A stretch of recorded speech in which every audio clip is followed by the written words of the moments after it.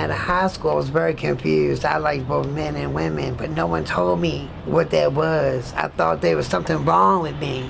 Right. So in order to like figure it out, I would cover it up with drinking. But drinking led to other things like, and I used to sniff and sell it.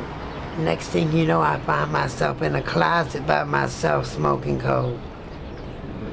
And it just spiraled out of control. Yeah. Let me ask you this, around what age were you when you jumped, when you jumped in the streets, jumped out the porch? 16. 16? Yeah. What made you jump out the porch though? I had no parental guidance. Yeah, right. Everybody in the neighborhood was chilling, hanging out on the street corners. So I did what they did, What type household was you in? Was you in a good household, or listen, what was going on around you? My stepmother and my father were on my whole life. Yeah. So they did the best they could, but they also did other things on top of it. They mixed pills and coke and, so I had all kinds of different people in and out of our household.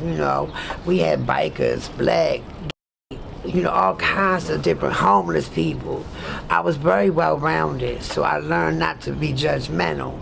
Yeah. Thank God, because when I discovered who I was praying that nobody would judge me. So around what age was you when you felt out like, damn, I like boys and girls? What age were you when you found that out? Really, like 18. I was 18. molested as a child. By a man? By 3 different men, because there was no parental guidance. My parents were busy getting high, and I know they did the best they could, but they just wasn't present. Yeah, right. So Damn. I did and I didn't know what it was. I didn't know what molestation meant.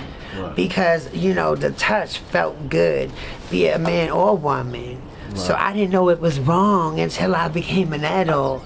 And when I became an adult, I was like, wow, you're not supposed to touch children.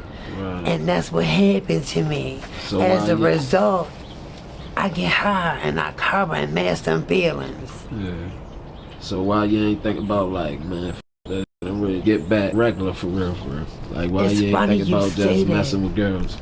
It's funny you say that, because you just stopped me to do this interview, and I'm waiting on the steps of City of Refuge Church, waiting for my caseworker to take me to treatment. Yeah.